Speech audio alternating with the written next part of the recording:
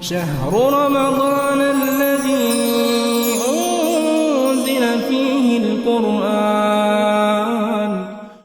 اعوذ باللہ من الشیطان الرجیم. بسم اللہ الرحمن الرحیم.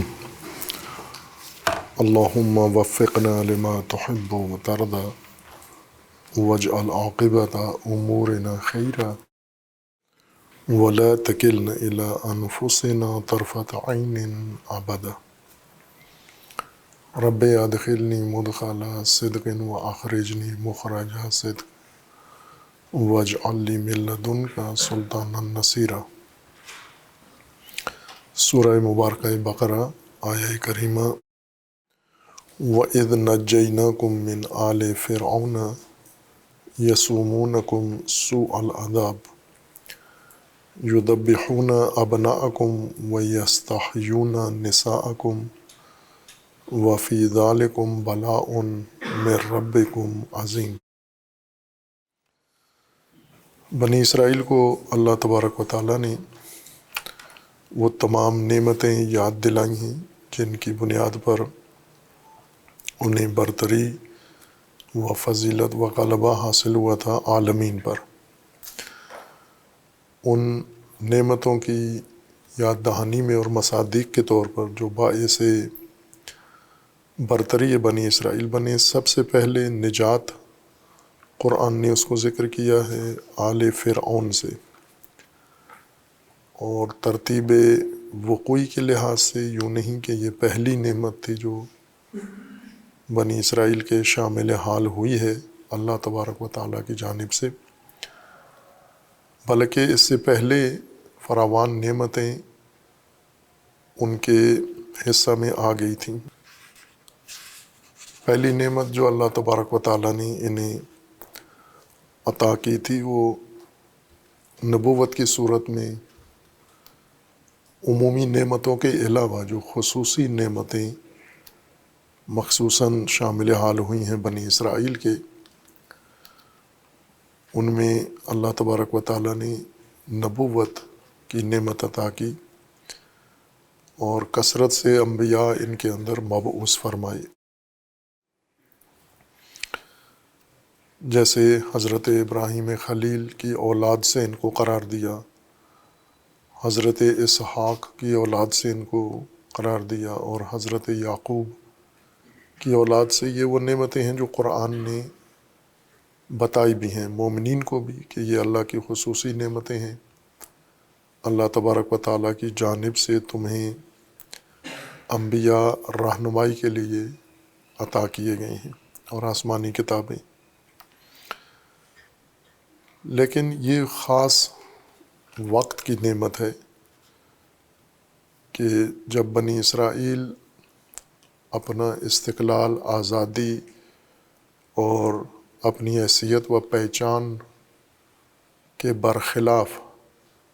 اپنے ہی بعض اعمال کے نتیجے میں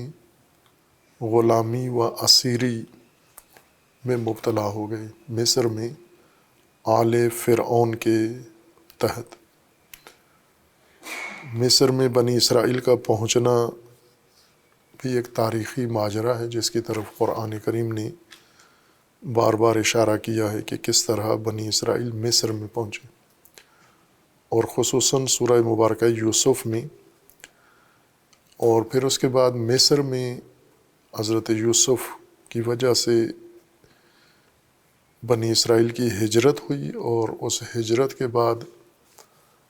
ان کی نسل پھیلی وہاں، اور وہاں کے معاشرے میں ایک حیثیت و مقام ان کا پیدا ہوا. لیکن اپنی خصلتوں کی وجہ سے جو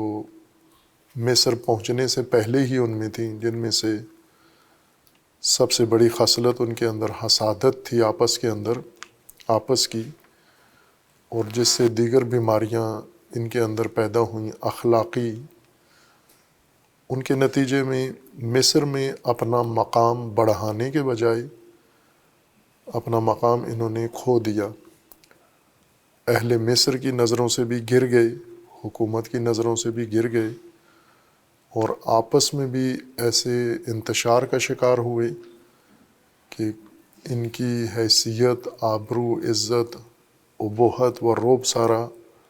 ختم ہو گیا، اور تدریجاً یہ آل فرعون کے غلام اور آل فرعون کے محکوم قرار پائے۔ حضرت موسیٰ علیہ الصلاۃ والسلام نے جب فرعون کے خلاف مبارزہ شروع کیا، بنی اسرائیل کو آزاد کرانے کے لیے باقاعدہ تحریک چلائی اور انقلاب کا آغاز کیا، اور فرعون نے جب تعجب کیا کہ آپ باقی بنی اسرائیل سے مختلف کیوں ہیں، اور میری اتنی نعمتیں ہیں تمہارے اوپر، بنی اسرائیل کے اوپر، اور خصوصاً موسیٰ کے اوپر اتنے احسانات ہیں میرے، بنی اسرائیل بھی سارے اور موسیٰ بالخصوص ان احسانات کو فراموش کیوں کر بیٹھے ہیں۔ اس وقت حضرت موسیٰ علیہ الصلاۃ والسلام نے فرعون کو یہی جواب دیا کہ کیا یہ نعمت ہے تیری کہ تو نے بنی اسرائیل کو اپنا عبد،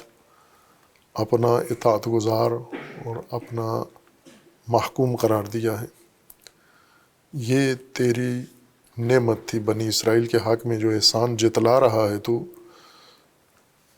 وہ یہ کہ بنی اسرائیل کو اپنا غلام اور اپنا عبد بنا لیا ہے تم نے۔ یہ سورہ مبارکہ شعراء میں آیا 22 کے اندر جب اللہ تبارک و تعالیٰ نے حضرت موسیٰ کو تمام مراحل سے گزارا اور حضرت موسیٰ کی راہبری ہر حوالے سے پختہ کر دی، تکمیل کر دی، کامل کر دی، اور پھر فرعون کی طرف روانہ کیا کہ اب جائیں، فرعون کو بھی جا کر نصیحت کریں اور فرعون سے، ان کے چنگل سے بنی اسرائیل کو آزاد کرائیں۔ شروع سے سورہ مبارکہ شعراء کے آغاز سے ہی یہ مضمون شروع ہو جاتا ہے، آیت 10 سے، وَإِذْ نَادَىٰ رَبُّكَ مُوسَىٰ أَنِ ائْتِ الْقَوْمَ الظَّالِمِينَ، کہ جب ندا دی تیرے رب نے موسیٰ کو۔ اس سے پہلے متعدد آیات میں ہے کہ جب موسیٰ نے ندا دی رب کو، اس آیت میں ہے کہ اذ نادا ربک موسیٰ، جب تیرے رب نے موسیٰ کو ندا دی، ان ایت القوم الظالمین، قوم فرعون الا یتقون، کہ اب موسیٰ باقی تمام مراحل مکمل ہو جانے کے بعد متعدد آزمائشوں سے حضرت موسیٰ علیہ السلام کو اللہ تبارک و تعالیٰ نے گزارا، جس طرح حضرت ابراہیم خلیل علیہ الصلاۃ والسلام کے بارے میں اللہ تبارک و تعالیٰ کا فرمان ہے کہ ہم نے آزمائشوں میں مبتلا کیا، اور ان آزمائشوں کے تتمیم و اتمام پر ہم نے حضرت ابراہیم کو امامت کا منصب دیا، لوگوں کی امامت کے لیے چنا۔ حضرت موسیٰ علیہ الصلاۃ والسلام کے بارے میں یہ عنوان تو نہیں بیان کیا کہ ہم نے اذ ابتلی موسیٰ بکلمات فاتمہن، اذ ابتلی ابراہیم ربہ بکلمات، موسیٰ کے بارے میں نہیں ہے، لیکن وہی ابتلا جو حضرت ابراہیم کی تھی، حضرت موسیٰ کے بارے میں اس کی تفصیل ہے، زیادہ تفصیل ہے، یعنی حضرت ابراہیم کی ابتلا سے زیادہ قرآن میں ذکر حضرت موسیٰ علیہ الصلاۃ والسلام کا ہے، بلکہ سب سے زیادہ انبیاء میں سے جس نبی مکرم کا ذکر قرآن نے زیادہ تفصیل سے کیا ہے وہ حضرت موسیٰ علیہ الصلاۃ والسلام میں ایک الہی کردار کے طور پر۔ اور اسی آئینے میں باقی انبیاء کا کردار بھی گویا ذکر کر دیا ہے، جن کا ذکر نہیں ہے یا جن کا ذکر کم کیا گیا ہے، اسی آئینے میں گویا ان کا بھی کردار بیان ہو گیا ہے۔ وَإِذْ نَادَىٰ رَبُّكَ مُوسَىٰ أَنِ ائْتِ الْقَوْمَ الظَّالِمِينَ، اب قوم ظالمین کی طرف جائیں آپ، قوم فرعون، فرعون کی قوم کی طرف جائیں۔ الا یتقون، کہ وہ تقوی کیوں اختیار نہیں کرتے، وہ بے تقوی کیوں ہیں۔ حضرت موسیٰ علیہ السلام نے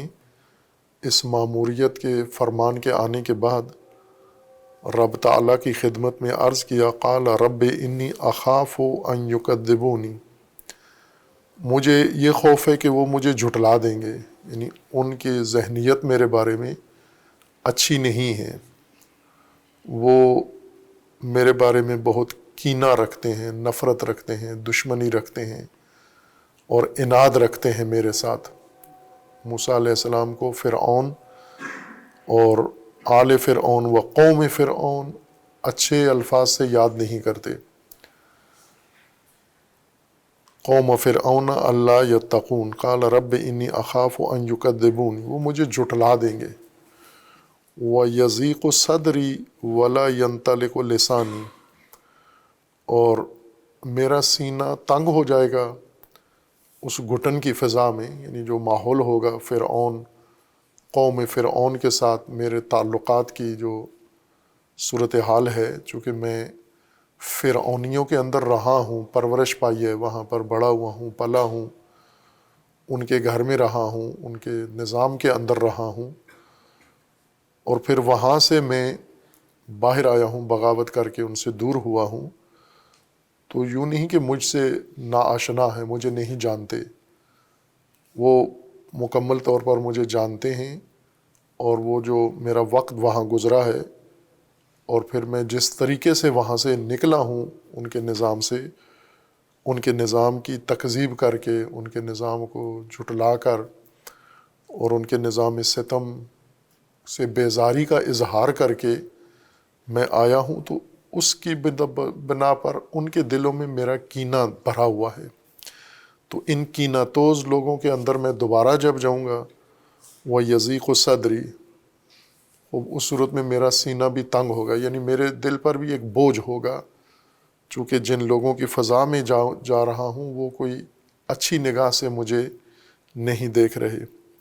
وَلَا يَنطَلِقُ لِسَانِي، اور میری زبان بھی نہیں چلے گی وہاں پر۔ فَأَرْسِلْ إِلَىٰ ہارون،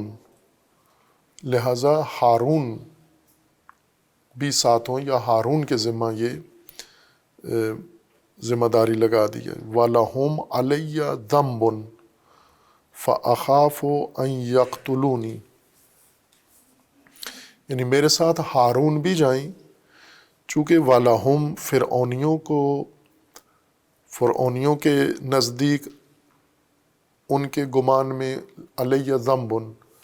وہ مجھے اپنا مجرم سمجھتے ہیں، مجھے اپنا گناہ گار سمجھتے ہیں کہ میں نے فرعونی نظام میں رہ کر، ان کے گھر میں رہ کے سال ہا سال شیر خارگی میں وہاں گیا تھا، اور جوانی تک میں نے ساری عمر وہاں گزاری، تو اس لیے وہ مجھے اپنا مجرم سمجھتے ہیں اور ذنب ہے ان کا میرے اوپر۔ فَأَخَافُ أَن يَقْتُلُونِي، مجھے یہ ڈر ہے کہ مجھے دیکھتے ہی مار دیں گے، یعنی اس سے پہلے کہ میں اپنے رب کا پیغام ان تک پہنچاؤں، اور اللہ تبارک و تعالیٰ نے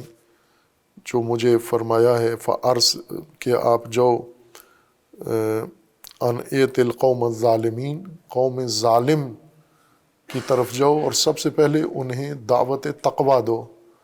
تذکر تقویٰ دو، اور پھر باقی ماموریت جو آپ کو دی گئی ہے۔ تو اسی کے لیے حضرت موسیٰ علیہ السلام نے عرض کیا کہ جس قسم کی صورتحال ہے، جو حالات ہیں،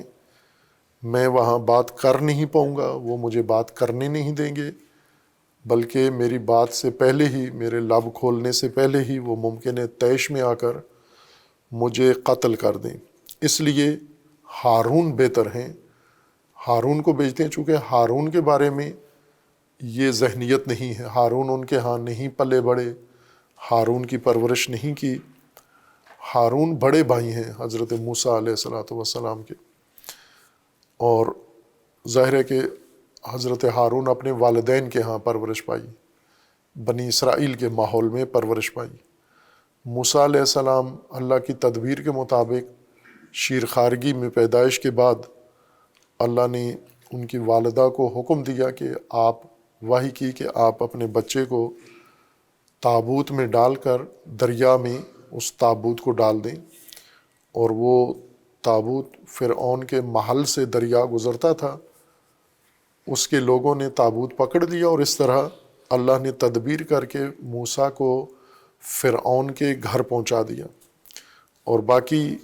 عمر ابتدائی جوانی، لڑکپن،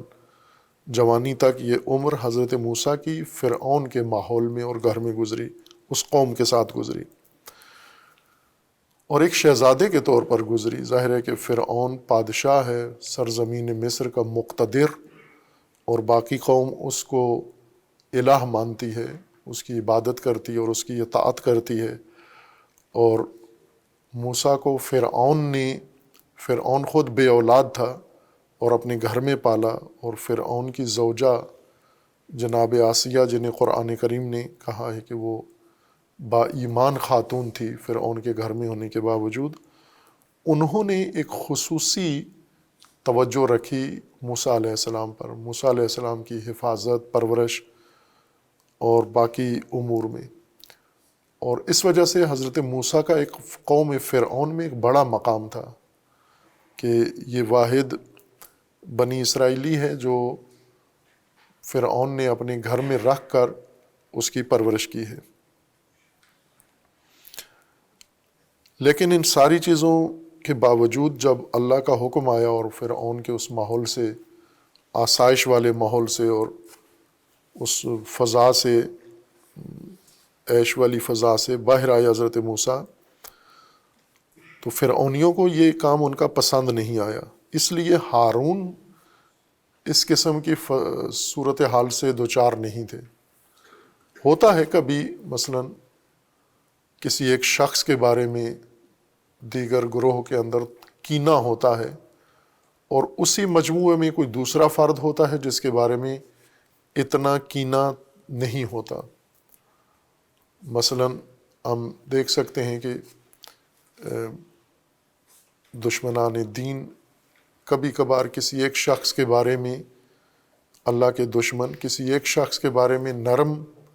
رویہ رکھتے ہیں، اس کو اتنا ذمہ دار نہیں سمجھتے حالات کا یا صورتحال کا، لیکن ایک دوسری شخصیت کو ساری چیزوں کا ذمہ دار سمجھتے ہیں کہ یہ ہے، اصل جرم سارا ان کا ہے۔ مثلا ہم تاریخ میں بار بار دیکھتے ہیں، جیسے ائمہ اطہار علیہ السلام کے ساتھ بنو امیہ یا دیگر جو فرعون صفت حکومتیں تھیں اہل البیت علیہ السلام کے زمانے میں، ائمہ اطہار کے زمانے میں، امام کے ذات کے بارے میں کینہ تھا ان کے دلوں کے اندر، لیکن اہل البیت میں سے ہی کسی دوسرے شخص کے ساتھ اتنا کینہ نہیں تھا جتنا امام کے ساتھ ہوتا تھا۔ باقی افراد کے ساتھ ان کا رویہ قدرے مختلف ہوتا تھا، بہتر ہوتا تھا، اور یہی صورتحال حضرت موسیٰ و ہارون کی تھی، چونکہ ہارون فرعون کے گھر میں پرورش نہیں پائی اور فرعون کے ماحول سے استفادہ نہیں کیا، اپنے گھر میں بنی اسرائیل میں اپنے والدین کے ہاں پلے بڑھے، لہٰذا کوئی ایسی چیز، احسان بھی فرعون کا ہارون کی گردن پہ نہیں تھا، حضرت ہارون پر، لیکن حضرت موسیٰ پر انہیں احساس تھا کہ ہمارا بڑا احسان ہے۔ اس لیے حضرت موسیٰ نے اللہ کی بارگاہ میں تجویز دی کہ میرے بجائے ہارون کو بھیجا جائے، حضرت ہارون کو بھیجا جائے کہ آپ جائیں، قوم ظالمین کو جا کر تقوی کی دعوت دیں اور اللہ کا پیغام انہیں دیں، اور چونکہ ہارون کی نسبت تشدد، کینہ، نفرت نہیں ہے، اور فوراً پہلا رد عمل یہ کہ فوراً دیکھتے ہی ہارون کو قتل کر دیں، یہ احتمال نہیں تھا، لیکن موسیٰ علیہ السلام کے بارے میں یہ لگ رہا تھا کہ گویا یہ کام کریں گے۔ اللہ تبارک و تعالیٰ نے فرمایا کہ قال کلا، نہ ہرگز ایسا نہیں ہوگا، یعنی آپ جو سوچ رہے ہیں، گمان کر رہے ہیں حضرت موسیٰ کہ مجھے دیکھتے ہی قتل کر دیں گے، ایسا نہیں ہوگا۔ فَاذْهَبَا، دونوں جاؤ آپ، بِآیاتنا، ہماری نشانیاں، ہمارا پیغام لے کر آپ دونوں جائیں۔ انا معاکم مستمعون، اور پھر اللہ کا فرمان ہے کہ میں بھی تمہارے ساتھ ہوں۔ انا معاکم مستمعون، دیکھ رہے ہیں، یعنی صورتحال کے اوپر نظارت ہے، ہم دیکھ رہے ہیں اور سن رہے ہیں کہ کیا ہونا ہے۔ فاتیا فرعون فقولا انا رسول رب العالمین، آپ دونوں جائیں وہاں فرعون کے پاس، ہارون بھی جائیں، آپ بھی جائیں، اور جا کر یہ کہیں، آپ اپنا تعارف کروائیں، چونکہ آپ کو وہ موسیٰ ابن عمران سمجھتے ہیں۔ آپ نے اب اپنا جو تعارف کروانا ہے وہ موسیٰ ابن عمران نہیں، بلکہ انا رسول رب العالمین، اب میں رسول ہوں اپنے رب کا، پیغمبر ہوں اپنے رب کا، اور اس حیثیت سے آیا ہوں، نہ کہ موسیٰ ابن عمران کی حیثیت سے یا ایک بنی اسرائیلی ہونے کے تعارف سے آیا ہوں، بلکہ اللہ اور رب العالمین کے پیغمبر و رسول کی حیثیت سے آیا ہوں۔ فرعون کو کہنا کیا ہے آپ نے جا کر؟ ان ارسل معانا بنی اسرائیل، ان ارسل، ارسال کر میرے ساتھ، ہمارے ساتھ، بنی اسرائیل کو ہمارے ساتھ ارسال کر۔ ارسل، یہ بہت اہم عنوان یہ ہے کہ بنی اسرائیل کو ارسال کر، جس طرح اللہ تبارک و تعالیٰ نے انبیاء کے بارے میں فرمایا ہے کہ ہم نے ارسلنا، انبیاء کو ہم نے، نبیوں کو ارسال کیا ہے، رسول کو ارسال کیا ہے۔ اردو ترجموں میں، تفاسیر میں ارسل کا یا ارسال کا ترجمہ بھیجنا یا روانہ کرنا کیا جاتا ہے۔ لغوی اعتبار سے ارسال کا مطلب بھیجنا نہیں ہوتا، چھوڑنا ہوتا ہے، نہ کہ بھیجنا، چھوڑنا۔ اور اس کے مقابلے میں، ارسال کے مقابلے میں جو صفت ہوتی ہے وہ ہے قید۔ اگر کسی چیز کو مقید کر دیا جائے، باندھ دیا جائے، اسیر کر لیا جائے، اس کے مقابلے میں جب اسارت سے اس کو آزاد کیا جاتا ہے، چھوڑا جاتا ہے، رکاوٹ ہٹا دی جاتی ہے، اس کو عربی میں ارسال کہتے ہیں۔ ارسال کسی چیز کو کیا جاتا ہے جو بندھی ہوئی ہو، پہلے باندھ دی گئی ہو، پابندی ہو اس کے اوپر، رکاوٹ ہو اس کے سامنے، آزاد نہ ہو جو چیز، مقید چیز کی راستے سے قید ہٹانا، اسارت ہٹانا، یہ ارسال ہوتا ہے، چھوڑنا۔ ارسال کا مطلب ہوتا ہے چھوڑنا، اور متعدد موارد میں اس کا استعمال ہوتا ہے، جیسے ان میں سے ایک ارسال اللحیہ، یعنی داڑھی چھوڑ دینا، کاٹے نہیں داڑھی کو، چھوڑ دیں داڑھی کو، نہ کہ بھیج دیں، داڑھی بھیجنا نہیں ہوتا، داڑھی چھوڑنا ہے، چونکہ کچھ لوگ چھوڑتے نہیں ہیں، کاٹتے رہتے ہیں، اس کو مونڈ دیتے ہیں یا کاٹ دیتے ہیں۔ ارسال اللحیہ کا مطلب یہ ہوتا ہے کہ چھوڑ دیں، داڑھی بڑھ رہی ہے تو بڑھنے دیں اس کو۔ یا اسی طرح دیگر اشیاء کے بارے میں ہے ارسال الغصون، یعنی درختوں کی شاخیں نہ کاٹیں، ان کو چھوڑ دیں، بڑھنے دیں، ان کو جتنی آگے جاتی ہیں ان کو بڑھنے دیں۔ آپ جا کر فرعون سے کہو ان ارسل معانا بنی اسرائیل، بنی اسرائیل کو، اولاد اسرائیل و جمعیت بنی اسرائیل کو ہمارے ساتھ چھوڑ دے، یعنی تو نے ان کو باندھا ہوا ہے، قید کیا ہوا ہے، پابند کیا ہوا ہے، اپنا غلام و اسیر بنایا ہوا ہے، انہیں چھوڑ دے، تو آزاد کر دے۔ قال الم نربک فینا ولیدا، اب بعد میں قرآن نے یہ نہیں کہا کہ یہ اللہ نے فرمایا اور پھر اس کے بعد کیا کیا موسیٰ علیہ السلام نے، یعنی یہ اطاعت حضرت موسیٰ نے امر رب کی کر دی، اور دونوں بھائی چلے گئے فرعون کے پاس، اور جا کر فرعون کو اللہ کا پیغام سنا دیا، اور یہ کہا کہ میں اللہ کا رسول ہوں، رب العالمین کا رسول ہوں، اور بنی اسرائیل کو چھڑانے آیا ہوں۔ تو بنی اسرائیل کو چھوڑ دے، آزاد کر دے اپنی قید سے، اپنی غلامی اور اپنی بندگی سے۔ فرعون نے جب یہ سنا پیغام حضرت موسیٰ علیہ السلام سے، اور حضرت ہارون سے قال علم نربک فینا ولیدا، موسیٰ علیہ السلام کو یہی تھا کھٹکا کہ وہ کہے گا یہ کہ تو وہی ہے جسے ہم نے پالا ہے، علم نربک فینا ولیدا، کیا ہم نے نہیں تجھے پالا، ہم نے بڑا نہیں کیا، پالا پوسا نہیں ہے تجھے، وَلَبِثْتَ فِينَا مِنْ عُمْرِكَ سِنِينَ، اور کتنی عمر تو نے ہمارے پاس گزاری ہے، شیرخارگی میں دودھ پیتا بچہ آیا تھا، ہم نے تجھے بچایا، اس دریا میں غرق ہونے سے بچایا، پھر تیری بھوک مٹانے کا انتظام کیا، اور پھر تجھے پالا پوسا ناز نعمتوں میں تجھے رکھا ہم نے، اور اتنی عمر تو نے ہمارے اندر گزاری ہے، وَفَعَلْتَ فَعْلَتَكَ الَّتِي فَعَلْتَ، اور اس کے باوجود بھی تو نے وہ کیا جو کیا تو نے، فعلت فعلتک، یعنی تو نے وہ کیا جو نہیں کرنا چاہیے تھا، تعجب تھا، التی فعلت یعنی جو تو نے کیا، اپنا کام کر دکھایا تو نے، یعنی بے وفا نکلا، تو ہمارے ساتھ پابند نہیں رہا، ہمارے قدر نہیں جانی، ہمارے احسانات بھول گیا، ہماری نعمتیں ساری فراموش کر دیں، وہ ہمارا پیار محبت اور رویہ جو تجھے پالنے میں ہم نے دکھایا تھا، وہ سب کچھ فراموش کر کے وَأَنْتَ مِنَ الْكَافِرِينَ، تو منکر ہو گیا ہمارا،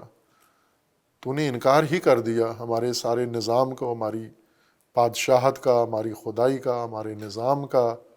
سب کو ٹھوکر مار دی تو نے۔ خوب یہاں پر فرعون و طاغوت کے ساتھ وفاداری نہیں رکھی جاتی، یہ ایک اللہ کی تدبیر ہے کہ حضرت موسیٰ کو طاغوت کے گھر پہنچایا، اور وہ قرآن نے ذکر کر دیا ہے، اس لیے پہنچایا کہ تاکہ موسیٰ دور رہ کر طاغوت کے بارے میں کسی غلط فہمی میں نہ رہیں، بلکہ مشاہدہ کریں، جس نظام ستم کو موسیٰ نے ختم کرنا ہے، جس ظالم ستمگر کو راستے سے ہٹانا ہے اور بنی اسرائیل کو اس کی غلامی سے آزاد کرانا ہے،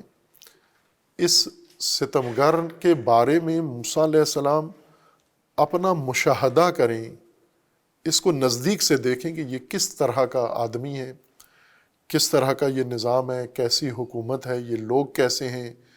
ان کی سوچ کیسی ہے، ان کے بنیادیں کیسی ہیں، یہ اپنے بارے میں کیا سوچتے ہیں، یہ بنی اسرائیل کے بارے میں کیا سوچتے ہیں، یہ دوسرے لوگوں کے بارے میں کیا سوچتے ہیں۔ اور یہ بہت اہم ہے کہ وہ رہبر جو ستمگروں کی صحیح شناخت نہیں رکھتے، عموماً ستمگروں کے دھوکے میں آ جاتے ہیں،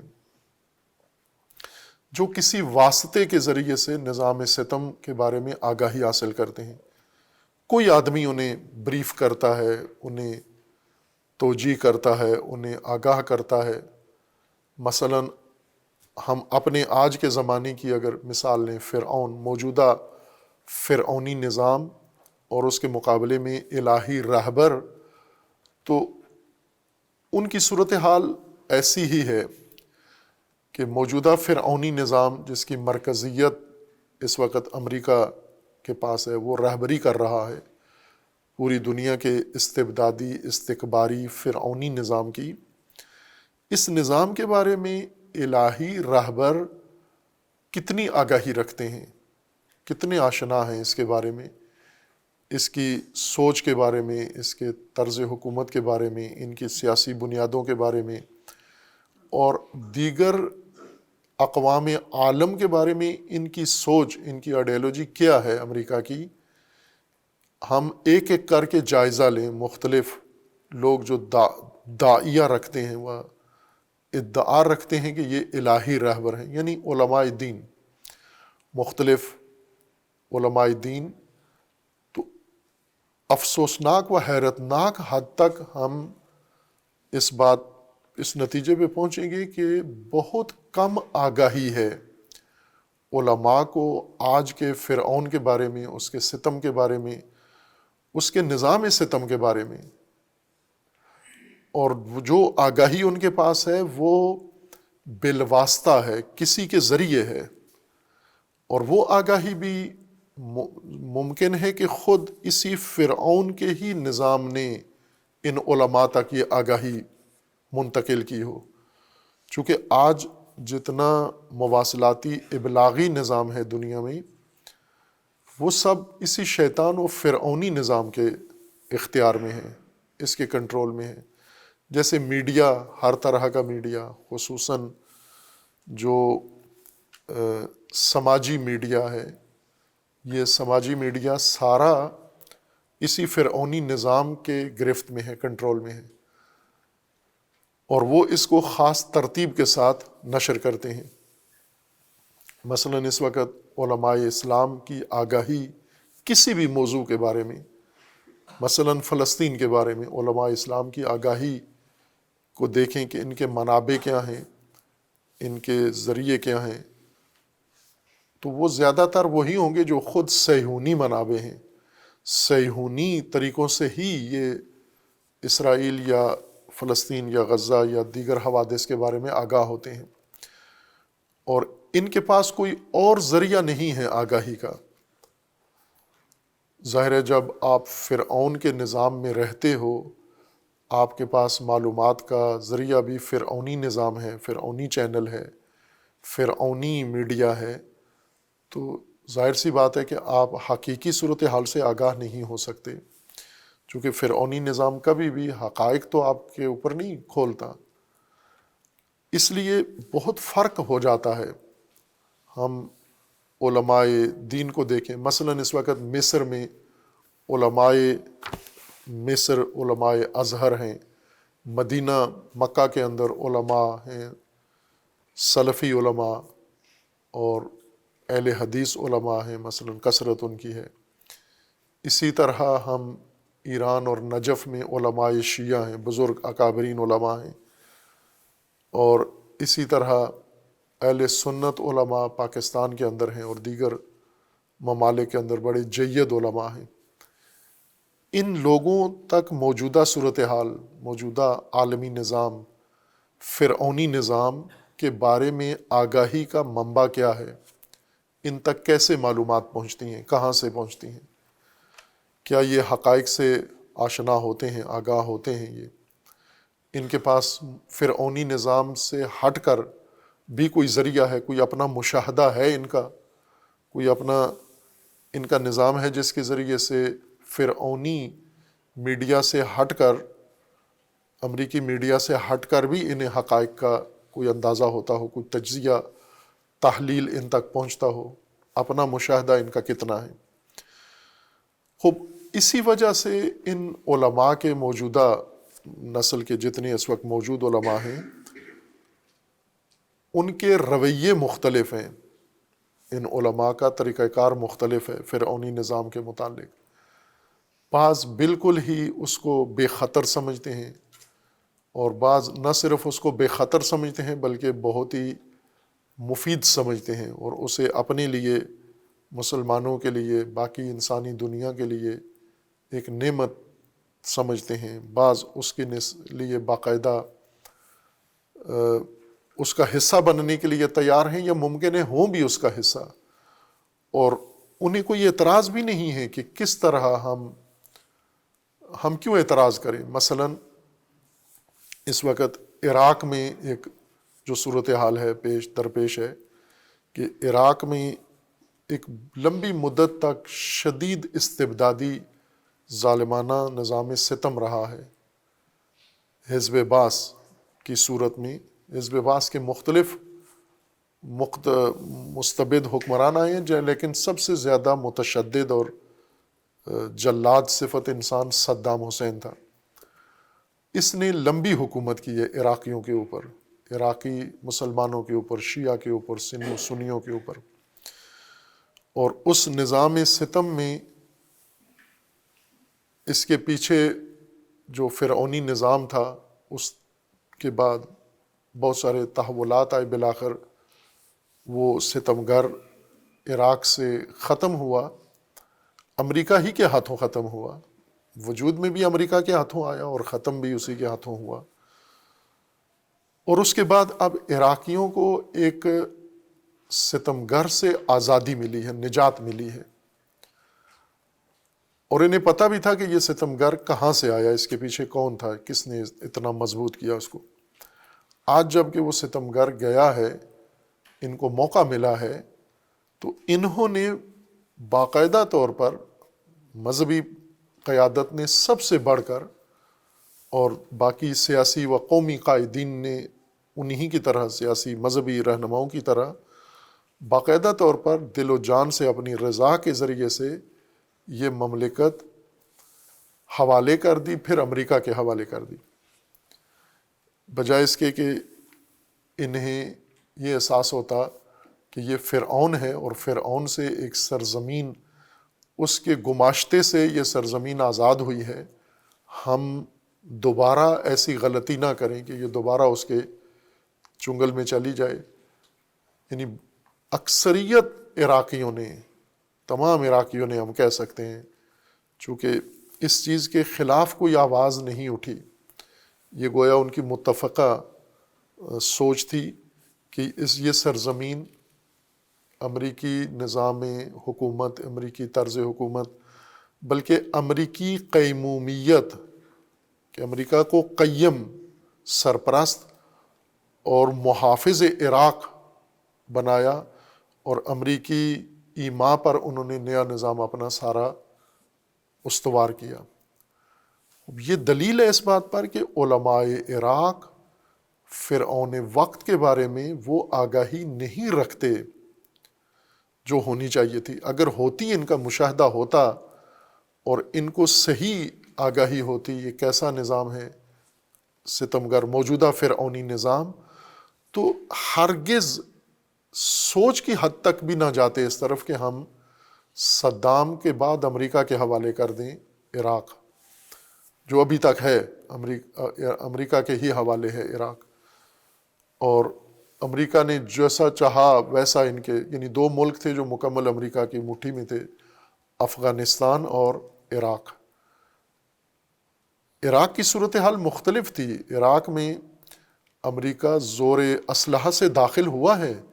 لیکن عراقی عوام کی رضا اس میں شامل تھی، عراقی قیادت اس کے اوپر راضی تھی، عراقی قیادت امریکہ کی سرپرستی پر مطمئن تھے اور ابھی تک ہیں۔ یہ دلیل ہے کہ آگاہی نہیں تھی۔ اس کے برعکس ہم دیکھیں کہ ایران میں امریکہ اسی طرح اس سے زیادہ مسلط تھا، اور وہاں پر الہی راہبر امام خمینی جب آتے ہیں اور اس فرعونی نظام کے خلاف قیام کرتے ہیں، اور امریکہ اور اس کا گماشتہ شاہ ہر ممکن کوشش کرتا ہے سمجھوتے کی امام خمینی کے ساتھ، کہ کسی طرح آپس میں معاملہ طے کر لیتے ہیں۔ یعنی امام خمینی شرائط بتائیں، شاہ اور امریکہ وہ شرائط قبول کر لیتے ہیں جو امام خمینی چاہتے ہیں، لیکن امام خمینی ایک مرحلے کے لیے بھی، ایک ابتدائی کام کے لیے بھی بھروسہ نہیں کرتے اس کے اوپر، اور صرف ایک شرط ہے کہ شاہ اور امریکہ دونوں ایران سے بے دخل ہو جائیں۔ عراقی قیادت نے یہ نہیں کیا۔ کیوں نہیں کیا؟ یہ اسی بات پر ہے بات کہ حضرت موسیٰ کو آگاہی تھی فرعون کے بارے میں، چونکہ فرعون کے گھر میں رہ کر، اس کے نظام میں رہ کر، اور مشاہدہ کیا انہوں نے سارا کچھ۔ امام خمینی نے ایران میں اس فرعونی نظام کا مشاہدہ کیا،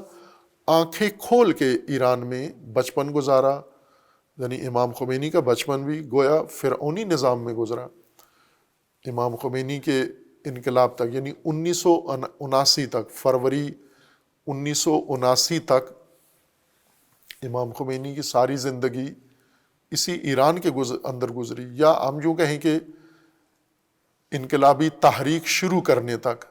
جو تقریباً 1965 یا 1964 بنتی ہے میلادی تاریخ کے مطابق، جب امام نے باقاعدہ تحریک انقلاب کا آغاز کیا، اور پھر امام کو جلا وطن کر دیا گیا، پہلے ترکی بھیجا گیا، پھر عراق بھیجا گیا۔ تو 1965 تک یا 1964 تک امام اسی فرعونی نظام میں زندگی گزار رہے تھے، اور مشاہدہ کیا کہ یہ کیا نظام ہے. باقی علماء بھی ایران میں تھے، لیکن باقی علماء فرعونی نظام کا مشاہدہ نہیں کر رہے تھے، مطالعہ نہیں کر رہے تھے. انہوں نے اس پر آنکھیں بند کی ہوئی تھیں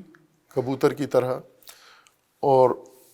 اپنے خول کے اندر زندگی گزار رہے تھے. حکومت کون کر رہا ہے، کیسی کر رہا ہے، کیسا فرد ہے، اس سے انہیں کوئی سروکار نہیں تھا. چونکہ صحیح آگاہی بھی نہیں تھی ان کی فرعونی نظام کے بارے میں، اس لیے مبارزہ بھی نہیں کیا، اور اسی لیے امام کے مبارزہ کو صحیح بھی نہیں قرار دیا، ساتھ بھی نہیں دیا انہوں نے، اور ہمیشہ مخالفت ہی کی کہ یہ شاہ شیعہ ہے اور اس کی حکومت کیوں ختم کی جا رہی ہے، یہ کمزور کر رہے ہیں اس کو. بہرکیف طرح طرح کی باتیں امام کے بارے میں کی گئیں. اتنا فرق پڑ جاتا ہے رہبر کی آگاہی سے، سطح آگاہی رہبر کی، اس سے اتنا فرق پڑ جاتا ہے کہ اگر موسیٰ فرعون کے گھر میں نہ رہے ہوتے، اس کو نفسیاتی جائزہ اس کا نہ لیا ہوتا، اس کا اخلاقی جائزہ نہ لیا ہوتا، اس کا نظریاتی اعتقادی جائزہ نہ لیا ہوتا، مشاہدہ نہ کیا ہوتا، اس کے ظاہر و باطن سے موسیٰ آگاہ تھے. یہ تدبیر تھی حضرت موسیٰ کو فرعون کے گھر میں بھیجنے کی، اور پھر وہاں سے حضرت موسیٰ واپس آ گئے. اس لیے فرعون نے دیکھتے ہی کہا کہ بھول گئے ہو ہم نے پالا ہے تمہیں، الم نربک فینا ولیدا، کیا ہم نے نہیں پالا تجھے، ولبثت فینا من عمرک سنین، اور ہمارے گھر میں اتنی عمر نہیں گزاری تو نے، وفعلت فعلتک التی فعلت، اور پھر یہ سب کچھ بھول کے تو نے وہ کر دکھایا جو کیا، تو نے جو کرنا تھا وہ کر دکھایا. یعنی نہیں کرنا چاہیے تھا تجھے، اتنے احسانات کے بعد نہیں کرنا چاہیے تھا تجھے. وَأَنْتَ مِنَ الْكَافِرِينَ، تو ہمیں جھٹلانے والوں میں سے ہو گیا، ہمارے خلاف ہو گیا، تو ہمارے گھر میں پرورش پا کر ہمارے خلاف ہو گیا. خوب طاغوتوں کے ساتھ آیا وفاداری ہونی چاہیے. برفرض آپ اپنی غلطی سے یا کسی تدبیر کے تحت آپ کسی فرعونی طاغوتی نظام کے اندر رہتے ہیں اور مشاہدہ کرتے ہیں، اس کا جائزہ لیتے ہیں، اور اس دوران ان کے وسائل سے استفادہ کرتے ہیں، تو اس استفادہ کے بعد کیا آپ کی آنکھیں ہمیشہ کے لیے طاغوت کے سامنے جھکی رہنی چاہیے؟ اپنے آپ کو ممنون احسان سمجھیں ہمیشہ طاغوت کا، کہ چونکہ میں چند دن اس کے گھر رہا ہوں، مہمان رہا ہوں، اس نے او بھگت کی ہے. کتنے ایسے لوگ ہیں جو اسی چیز کے اوپر قائم ہیں کہ ہم فلاں سفر میں، فلاں موقع پر فلاں طاغوت نے ہمیں کھانا کھلایا، اس نے دعوت کی، اور وہ نمک اتنا اس نے اثر کیا کہ ایک دن کا کھانا ایک طاغوت کے دسترخوان پر کھا کر عمر بھر طاغوت کے سامنے جھکے رہے، اور ہر روز اللہ کے دسترخوان پر رزق کھا کے ایک دن بھی اللہ کے سامنے یہ احساس پیدا نہیں ہوا کہ خدایا ہم نے تیرا کتنا رزق کھایا ہے اور اس رزق کا کتنا ہم نے حق ادا کیا ہے. طاغوت کے دسترخوان پر ایک دن، ایک ہفتہ، ایک ماہ، ایک سال، چند سال اس کی تنخواہ کھانے کے بعد اس سے تعلقات، تو کہتے ہیں کہ ان کے ساتھ ہمارے اچھے تعلقات ہیں، اور یہ اچھے تعلقات ہم خراب کرنا نہیں چاہتے طاغوت کے ساتھ. ایک دن کے کھانے کا اتنا قدردان ہو، اور ساری عمر جو اللہ نے تمہیں رزق دیا ہے اس کے قدردان نہیں ہو. بہرکیف یہ مکالمہ ہے ایک الہی رہبر کا طاغوت وقت فرعون کے ساتھ. اور خداوند تبارک و تعالیٰ نے جب حضرت موسیٰ کو روانہ کیا تو حضرت موسیٰ کے دل میں یہ ساری باتیں تھیں کہ یہ ہوگا، اور وہی ہوا. فرعون نے بھی یوں نہیں کہ بڑا پن دکھایا ہو، اعلیٰ ظرفی کا مظاہرہ کیا ہو اور یہ احسان نہ جتلایا ہو، اس نے بھی جتلا دیا احسان. قال فعلتها اذا وانا من الضالین، حضرت موسیٰ نے کہا کہ کیا میں نے، یہ سارا کچھ کیا میں نے، لیکن اس وقت میں اس مقام پہ نہیں تھا جہاں آج ہوں. اس وقت میں ایک اور حالت میں، ایک اور کیفیت میں تھا. اس کے لیے قرآن نے جو لفظ استعمال کیا وہ انا من الضالین، یعنی میں ضالین میں سے تھا، عموماً ہم اس کا ترجمہ گمراہ کرتے ہیں کہ گمراہ تھا میں، نہ، یہ نہیں ہے معنی اس کا کہ موسیٰ علیہ السلام کہہ رہے ہیں کہ میں یعنی الہی نظام ہدایت کے مقابلے میں گمراہ تھا، یہ نہیں کہہ رہے، بلکہ یہ فرما رہے ہیں کہ یعنی اس وقت جب میں تیرے گھر میں آیا اور تیرے گھر میں آ کے پھر میں نے پرورش پائی، پرورش پا کے پھر میں وہاں سے نکلا، تو اس وقت میں اس آگاہی پہ نہیں تھا جس پہ آج ہوں میں۔ ضالین کہتے ہیں کہ جب انسان حیرت کا شکار ہو جائے، مردد ہو جائے، یعنی اس کو سمجھ نہ آئے کہ کس طرف جانا ہے کس طرف نہیں جانا، جس کو ہم آج اپنی مغلوط اردو اور مخلوط اردو میں کنفیوژن کہتے ہیں، حیرت کو ہی کہتے ہیں، یعنی کنفیوز تھا اس وقت میں کہ مجھے کیا کرنا چاہیے، اور اس وقت، اور ظاہراً اشارہ اس میں پوری اس زندگی کی طرف نہیں ہے جو حضرت موسیٰ نے فرعون کے گھر میں جو وقت گزارا، اس سارے کو نہیں کہہ رہے ضالین، اصل وہ جھگڑا، اور فرعون کا اشارہ بھی یہی تھا کہ وَفَعَلْتَ فَعْلَتَكَ الَّتِي فَعَلْتَ، یعنی قتل بھی کر دیا موسیٰ تو نے، ایک تو ہمارا کھانا کھایا، ہمارا رزق کھایا، ہمارا احسانات تھے تمہارے اوپر وہ سارے بھولے، اور دوم یہ کہ بندہ بھی ہمارا مار کے چلے گئے تم، مراد وہ ہے فعلتا فعلتا کا، یعنی وہ کاروائی بھی تم نے کر دی کہ ہمارا کھا کے ہمارا ہی بندہ مار کے اور پھر چلے گئے۔ اس بندہ مارنے کی طرف اشارہ ہے کہ اس وقت یعنی ایک کنفیوژن تھی گویا جس وجہ سے یہ کام ہوا، اور بعد میں خود حضرت موسیٰ بھی اس پر نادم ہوئے کہ یہ نہیں کرنا چاہیے تھا مجھے، اور اللہ تبارک و تعالیٰ نے بھی اس کے متعلق حضرت موسیٰ کو آگاہی دی کہ یہ فعل درست نہیں تھا۔ قال فعلتها اذا وانا من الضالین، یعنی اس وقت وہ ایک کیفیت ایسی تھی کہ سمجھ نہیں آئی کہ وہ کام مجھے بھی نہیں کرنا چاہیے تھا، یعنی جو میں نے قتل کیا، بندہ مارا، وہ کسی مجوز کے تحت نہیں مارا، جوش میں، غصے میں، جذبات کی وجہ سے میں نے وہ کام کر دیا تھا۔ ففررت منکم لما خفتکم، اور میں ڈرتا تھا تم سے کہ اب میں نے بندہ تمہارا مار دیا ہے، اس کے بدلے میں تم مجھے مار دو گے، اس لیے فرار تو میں بھاگ گیا، فرار کیا۔ لما خفتکم، تم سے ڈرتا تھا میں یا تمہارے ڈر کی وجہ سے۔ فوہب لی ربی حکما وجعلنی من المرسلین، اور پھر میں تم سے جب دور ہوا تو مجھے اپنے رب نے اپنی لطف و رحمت کے ساتھ حکم بھی دیا، اور مجھے میرے رب نے مرسلین میں سے قرار دیا، نبیوں میں سے قرار دیا۔ وَتِلْكَ نِعْمَةٌ تَمُنُّهَا عَلَيَّ أَنْ عَبَّدْتَ بَنِي اسرائیل، اب جو میں نے کیا وہ غلط کام کیا، وہ غلط تھا، وہ بندہ نہیں مارنا چاہیے تھا مجھے، وہ اس وقت جذباتیت کی وجہ سے یا حیرت کی وجہ سے یہ کام مجھ سے ہو گیا۔ لیکن وہ تل کا نعمتن، اب تو جو نعمت یاد دلا رہا ہے کہ تیرے احسانات ہیں مجھ پر اور تیرے بہت سارے لطف ہیں میرے اوپر، وہ کون سے ہیں؟ وہ کیا یہی نعمت ہے تیری؟ وہ تل کا نعمتن تمنہا علیہ، جو تم نے مجھ پر احسان کیا ہے، منت مجھ پر کی ہے تم نے، ان عبدت بنی اسرائیل، تو نے بنی اسرائیل کو اپنا غلام بنا لیا، عبد بنا لیا۔ کیا یہ نعمت تھی تیری؟ یہ اس احسان کا میں تجھے بدلہ دوں، اور اس توقع رکھتا ہے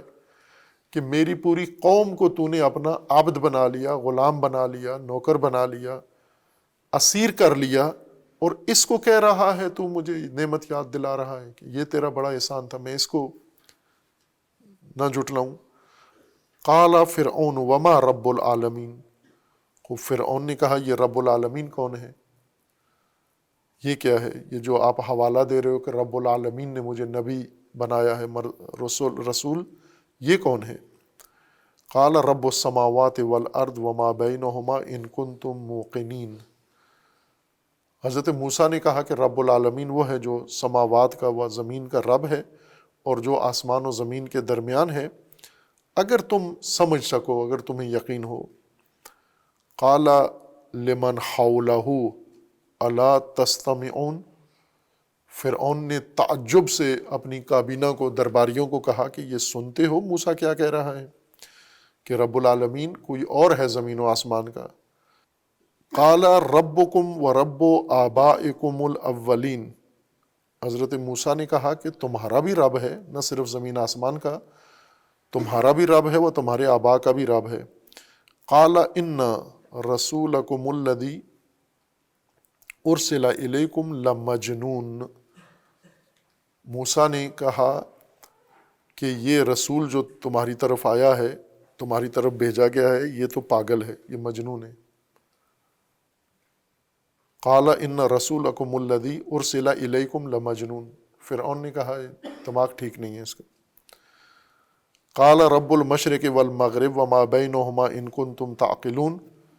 اب جملہ تبادلہ ہو رہا ہے کہ حضرت موسیٰ نے کہا کہ وہ زمین و آسمان کا بھی رب ہے، وہ تیرا بھی رب ہے، تیرے آبا کا بھی رب ہے، تمہارے آبا کا بھی ہے، اور مشرق و مغرب کا رب ہے، اور جو کچھ مشرق و مغرب کے درمیان ہے اس سب کا بھی وہ رب ہے۔ قال لئن اتخذت الہا غیری لأجعلنک من المسجونین، فرعون نے کہا کہ اب اور اگر آگے بڑھا اور میری الوہیت کا انکار کیا، لئن اتخذت الہا غیری، میرے علاوہ اگر کوئی الہ، کوئی حاکم، کوئی فرمان روا آپ نے اختیار کیا، لَأَجْعَلَنَّكَ مِنَ الْمَسْجُونِينَ، میں زندان میں ڈال دوں گا، جیل میں ڈال دوں گا آپ کو۔ قَالَ أَوَلَوْ جِئْتُكَ بِشَيْءٍ مُبِينٍ، حضرت موسیٰ نے کہا کہ کیا میں ثبوت پیش کر دوں اپنی رسالت کا اور رب تعالیٰ کی طرف سے آنے کا، کوئی واضح ثبوت، نشانی، معجزہ دکھا دوں تو بھی تو جیل میں بند کر دے گا۔ قَالَ فَأْتِ بِهِ، فرعون نے کہا کہ ہے کوئی نشانی تو بتائیے،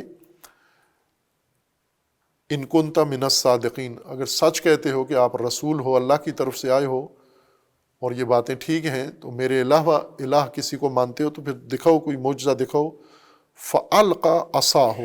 فَإِذَا هِيَ ثُعْبَانٌ مُبِينٌ، حضرت موسیٰ نے اس وقت اپنا عصا دکھایا، ڈالا، پھینکا، اور وہ ایک اژدہا بن گیا، ثعبان مبین۔ وَنَزَعَ يَدَهُ، اور حضرت موسیٰ نے اپنا ہاتھ باہر نکالا، فَإِذَا هِيَ بَيْضَاءُ لِلنَّاظِرِينَ، وہ ہاتھ چمک رہا تھا، روشن تھا،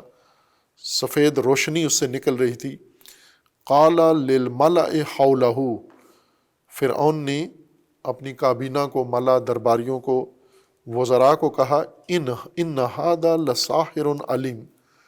پہلے رویے میں کہا یہ مجنون ہے، اور اب کہا کہ یہ جادوگر ہے اور بڑا دانا جادوگر ہے۔ یرید ان یخرجکم من ارضکم بسحرہ فماذا تأمرون، یہ چاہتا ہے کہ تمہیں مصر کی سرزمین سے نکال دے، خاتمہ کر دے تمہارا اپنے جادو کے ذریعے سے۔ اب کیا کہتے ہو اس بارے میں؟ قالوا ارجہ واخاہ وابعث فی المدائن حاشرین یاتوک بکل سحار علیم، اور انہوں نے مشورہ دیا کہ اس کو ایسے نہ جانے دو، اس کو اور اس کے بھائی کو، دونوں کو کہو کہ وہ جادوگروں کے ساتھ مقابلہ کریں، اور آپ منادی کرا دیں پورے ملک میں، مدائن میں، کہ سارے جادوگر آ جائیں، لمیقات یوم معلوم، ایک معین جگہ پر۔ فجمع السحرۃ لمیقات یوم معلوم وقیل للناس هل انتم مجتمعون، لوگوں کو بھی اکٹھا کر لیا، مجمع لگا لیا، جادوگر بھی آ گئے، اور لعلنا نتبع السحرۃ ان كانوا هم الغالبین۔ فلما جاء السحرۃ قالوا لفرعون أئن لنا لأجرا ان كنا نحن الغالبین، جادوگروں نے کہا کہ فیس کیا ہوگی اگر ہم غالب آ گئے، اس سے علاوہ انعام و اجرت کیا ہوگی؟ قال نعم وانکم اذا لمن المقربین، تم فرعون کے مقربین میں سے بن جاؤ گے۔ قال لهم موسیٰ القوا ما انتم ملقون فالقوا حبالهم وعصیهم وقالوا بعزت فرعون انا نحن لنحن الغالبون۔ خوب یہ ماجرا تھا۔ پھر اس کے بعد وہ جادوگر آئے، جادوگروں نے اپنی رسیاں پھینکیں، وہ سانپ بنے۔ پھر اس کے بعد حضرت موسیٰ نے اپنا عصا پھینکا، ان رسیوں کو نگل گیا اور وہاں پر جادوگروں کو شکست ہوئی، اور پھر بھی فرعون نہیں مانا۔ یہاں پر حضرت موسیٰ علیہ السلام نے بنی اسرائیل کی نجات کے لیے اللہ کے حکم پر جو قدم اٹھایا پہلا، وہ یہ تھا کہ جا کر فرعون کو کہا کہ ان ارسل معانا بنی اسرائیل کو ارسال کرو، چھوڑ دو، اپنی قید، غلامی اور محکومی سے آزاد کر دو، چھوڑ دو۔ اور جب فرعون نے اپنے احسانات جتلائے تو حضرت موسیٰ نے کہا کہ کیا تیرا یہ احسان تھا، مجھ پر یہ احسان جتلاتا ہے کہ ان عبدت بنی اسرائیل، تو نے بنی اسرائیل کو اپنا غلام بنا لیا ہے، عبد بنا لیا ہے، ان کو اپنا مطیع بنا لیا ہے، یہ احسان تھا تیرا، لہٰذا تو بنی اسرائیل کو میرے حوالے کر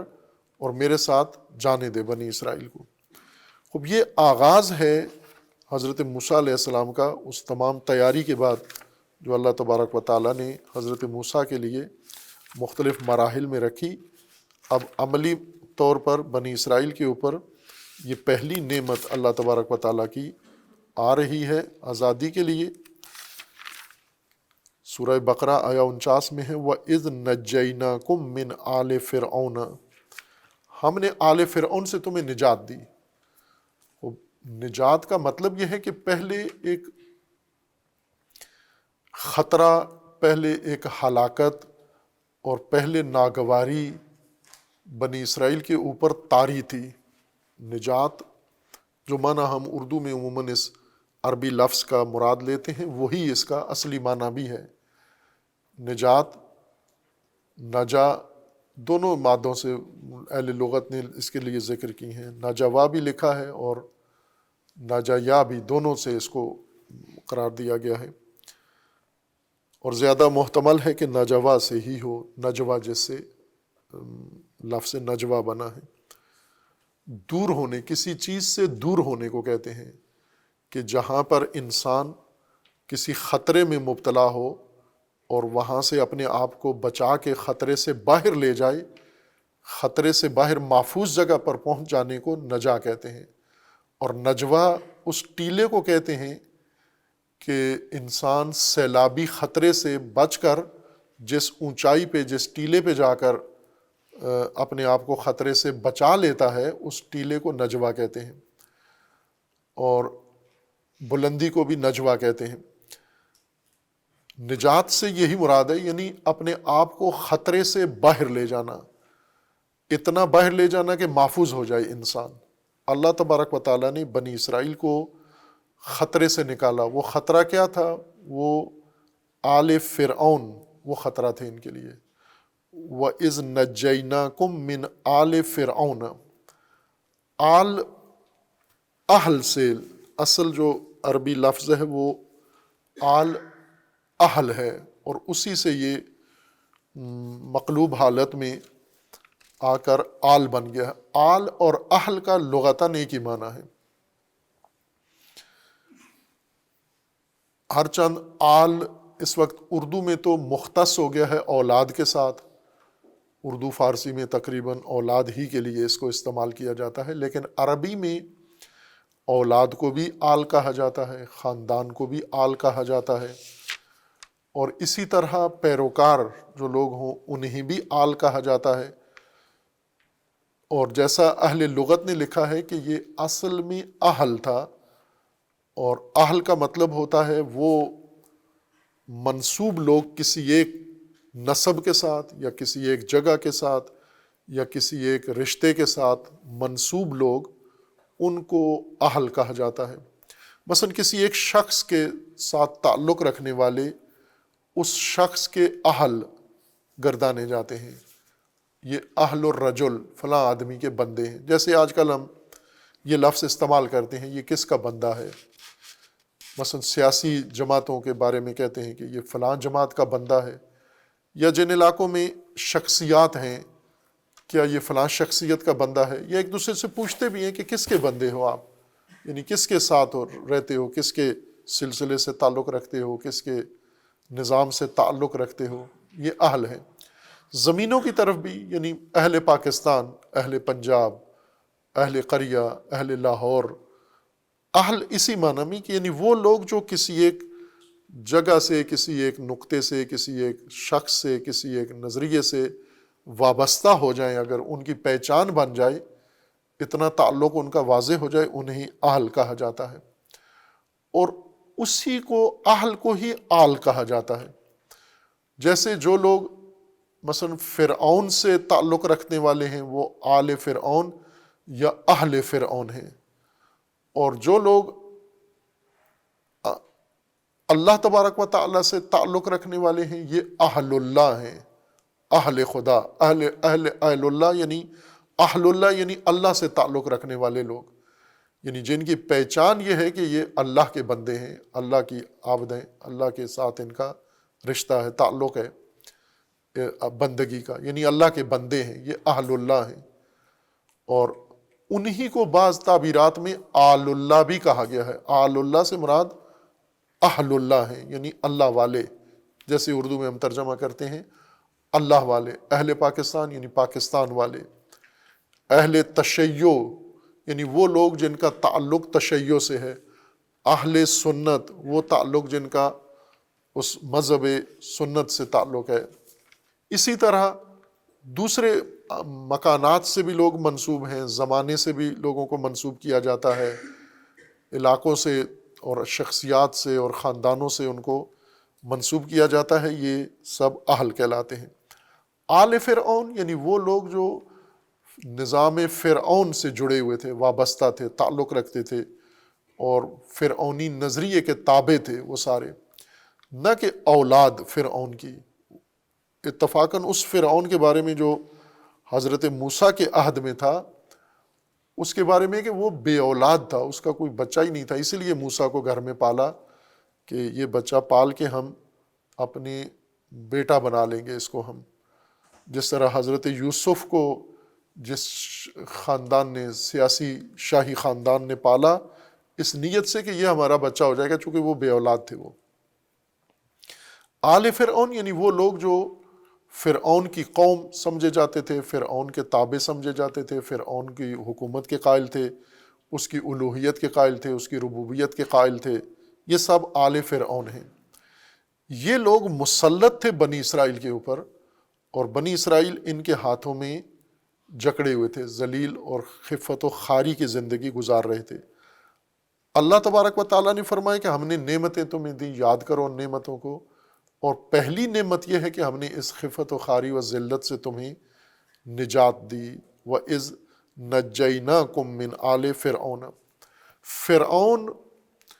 نام نہیں ہے اس شخص کا جو موسیٰ کے زمانے میں، موسیٰ علیہ السلام کے زمانے میں حاکم تھا مصر کا۔ فرعون ان کا سیاسی عنوان تھا، یا خاندانی شاہی خاندان کا عنوان تھا۔ جس طرح سے بہت سارے علاقوں کے اندر ایک خاندان کا ایک عنوان بن جائے، جیسے مغلیہ حکمران، مغلیہ شہنشاہ، یا دوسرے سلسلے جو بر صغیر میں باری باری آ کر حکومتیں کرتے رہے ہیں، یا دیگر علاقوں میں، یا کچھ تاریخی ایسے سیاسی عنوان ہیں بادشاہوں کے، جیسے قیصر کسی کا نام نہیں تھا، ابھی ہم نام رکھتے ہیں مسلمان۔ قیصر یہ رومی بادشاہوں کا عنوان تھا، یعنی ہر بادشاہ جو دوسرے کے بعد بنتا تھا تو اس کو قیصر ہی کہا جاتا تھا، یعنی حکمران۔ یا ایران کے حکمرانوں کا نام تھا کسریٰ، ان کو کسریٰ کہا جاتا تھا کہ یہ حاکم ہیں۔ فرعون بھی اسی طرح حاکم کے معنی میں تھا، بلکہ بعض اہل لغت نے ذکر کیا ہے کہ جس لغت کا یہ لفظ ہے مصری زبان کا، اس کے مطابق اس کا معنی ہوتا تھا اعلیٰ حضرت۔ فرعون کہ البتہ اس کو عربی بنایا گیا ہے، اس کا مصری تلفظ فرعو تھا یا فرعوا تھا، فرعون عربی بنانے کی وجہ سے فرعون ہوا ہے، مصری تلفظ یہ نہیں تھا۔ اس کا مطلب یہ ہوتا تھا یعنی بہت بڑی شخصیت، بڑا حاکم، اعلیٰ حضرت، جس کو ہم اردو میں ترجمہ کرتے ہیں۔ فرعون کا ترجمہ بعض اہل لغت نے یہی کیا ہے، جو جیسے عربی میں آج کل جو بڑا بادشاہ ہو اس کے لیے لفظ استعمال کرتے ہیں سمو الملک، سمو الملک، مثلا ابھی بادشاہوں کے سعودی بادشاہوں کو یہی فرعون کہا جاتا ہے۔ فرعون کا مطلب یعنی اعلیٰ حضرت، بڑی شخصیت، سمو الملک، بلند، سمو بلندی کو کہتے ہیں، سما سے بلندی کو کہتے ہیں، یعنی بڑا بادشاہ، بہت عظیم بادشاہ۔ یا جیسے برطانیہ میں وہ اپنے بادشاہوں کو یہ کہتے ہیں ہز ہائنس، یعنی بڑی شخصیت، بہت بڑا، گریٹ، ہز ہائنس۔ فرعون کا یہ معنی ہے، ہز ہائنس یا سمو الملک یا اعلیٰ حضرت، جیسے اردو فارسی والے اپنے بادشاہوں کو یہ کہتے تھے اعلیٰ حضرت ہمایونی، اعلیٰ حضرت بادشاہ، اعلیٰ حضرت فلاں۔ فرعون اعلیٰ حضرت کے معنی میں تھا، نام اس کا اور تھا، اور یہ ایک سلسلہ تھا فرعونہ کا، موروثی طور پر ایک کے مرنے کے بعد دوسرا اسی خاندان کا حاکم بن جاتا تھا۔ آل فرعون ان کے پیروکار، وہ قوم جو ان کے حکومت اور ان کے نظریہ کے تابع اور اس کی پیروی کرنے والے تھے۔ اور یہ لوگ جو فرعونی سلسلہ تھا، اس سے بنی اسرائیل الگ تھے۔ بنی اسرائیل مصری نہیں تھے، آل فرعون نہیں تھے۔ بنی اسرائیل اور نسل تھی، کسی اور علاقے سے ہجرت کر کے مصر گئے تھے، لہٰذا آل فرعون نہیں سمجھے جاتے تھے۔ لیکن بنی اسرائیل کے کچھ لوگ آل فرعون تھے، وہیں کہ نسبی طور پر یہ حضرت یعقوب کی اولاد ہیں، لیکن ان کے اندر بعض لوگ ایسے بعد میں پیدا ہوئے حضرت موسیٰ کے زمانے تک جو آل فرعون یعنی پیروکاران فرعون سمجھے جاتے تھے۔ جیسے مثلا سادات میں سے کوئی بنو امیہ کا پیروکار بن جائے، بنو عباس کا پیروکار بن جائے، یا کوئی سید طاغوت کا پیروکار بن جائے، کوئی سید مثلا جو بائیڈن کا پیروکار بن جائے، یا سمو الملک اعلیٰ حضرت بن سلمان کا پیروکار بن جائے، یا صدام حسین کا کوئی سید پیروکار بن جائے، تو یہ اسی کی آل میں، اسی کے پیروکار میں سمجھا جائے گا۔ بے شک نسب اس کا رسول اللہ سے ہے، جس کے تابع ہو جاتا ہے انسان، جس کی راہ پر چلتا ہے،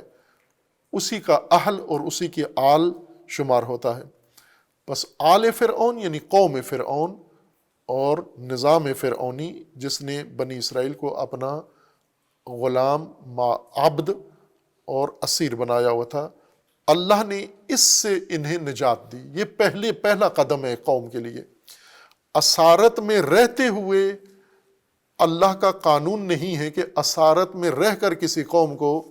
خداوند تبارک و تعالیٰ برتری و غلبہ دے دے، یہ قانون الہی کے خلاف ہے۔ غلامی میں رہ کر نہیں برتری کسی کو نصیب ہونی۔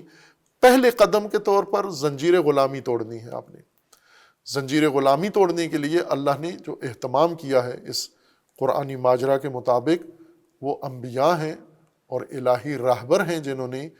قوم کی غلامی کی زنجیر توڑنی ہے۔ باقی بات انشاءاللہ۔ صلی اللہ علیہ محمد۔ شهر رمضان الذي أنزل فيه القرآن